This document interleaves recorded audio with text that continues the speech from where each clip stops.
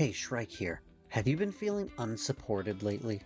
Like you could do so much more if only someone just had your back? Well, there's a doll you might have been ignoring because she's only an SR and we get her for free. I'm talking about CHEETA, and I'll admit I benched her immediately. Free character must be crap, but boy was I wrong. I discovered her today during Gunsmoke Frontline, when you're forced to use a different team each time you challenge it. By the time I was on my third and final run, I had a full team of characters I had never touched, and frankly had never planned to. By the way, that third run in Gunsmoke isn't required, but it is highly recommended, and there's no real cost besides time.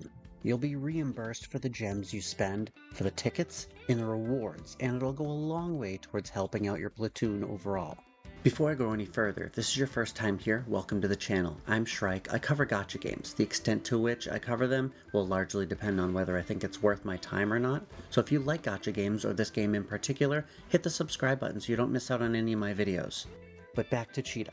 SMG user, fire element, she was on that third team. So I threw some XP into her, pumped up her weapon a bit, nothing fancy, didn't even look at her kit. Then grabbed some crazy souped up macchiato from support that I figured would solo the stage. Well, when I got to CHEETA's turn, I took a look at her ultimate, and let me tell you, I've played enough gachas to know what characters are good and what ones just seem good. Damage dealers are fine, they're good until something better comes along. Shielders and healers are fine, but dependent on what they're shielding and healing. If the rest of your team's crap, then they're crap. But the units that will never be useless, the ones that scale up as your units scale up, that get better and better as your account gets better and better, are the buffers. CHEETA's ultimate skill is an AoE burst attack buff that restores her own confectance index just as a side effect. And in addition to the attack buff, she also slaps 3 random buffs on each of those characters in the burst. Buffs that could include crit rate up and crit damage up. This is an insane buff, but that's not the only thing good about her. That's the best, but it's not the only thing that makes our little wildcat useful. Let's go over her kit real quick and then I'll get into the gear and neural helixes. Though gear doesn't honestly matter much, buffers just want speed and survivability. They want to get their buffs off before the DPS goes, and they want to survive, obviously. But anyway, her kit. Spicy Candy. Stability damage 4, not bad. Selects one enemy target within 6 tiles, dealing burn damage equal to 140% of attack. If user has Blazing Assault, this attack damage is further increased by 20%. Now this one here you do not want to use first because of the conditions of the damage buff.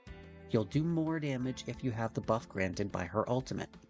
So you want to use her ultimate, get yourself that buff along with some of your friends, gain some confectance index back, and then you can use this one. Alternatively, you can use this one instead after your buff, Firework Festival. Now this one is a beauty in its own right, and its beauty lies in its versatility. You'll see. Stability damage 2, fine, whatever. Selects one enemy target within 6 tiles to attack. Now, this is a downside, but not a huge one. You have to target an enemy, you can't just target the ground. Dealing AoE physical damage equal to 80% of attack to them, and all enemy targets within 2 tiles. But now, if it only hits one enemy, say if it's an elite, my testing suggests it doesn't affect bosses. It applies this insane debuff called overheating for 1 turn.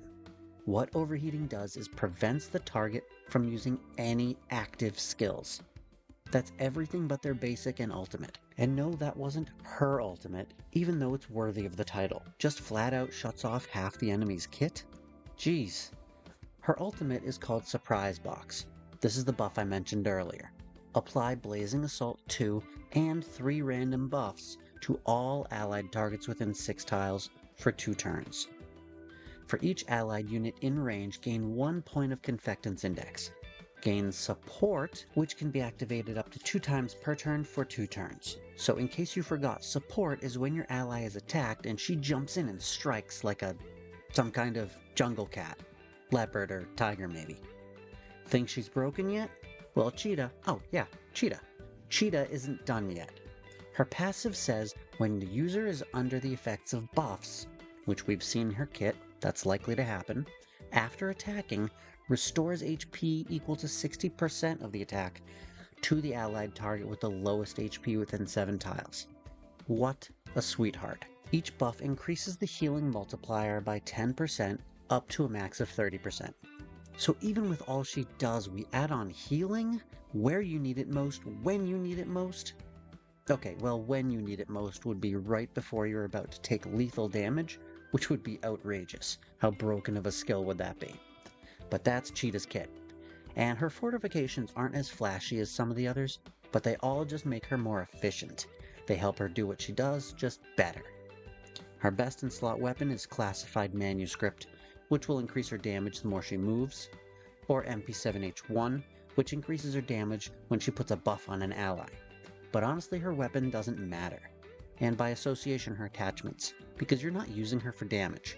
For attachments, just make her tanky. Her Neural Helix, though, is something you want to put some thought into. These are her recommended fixed keys.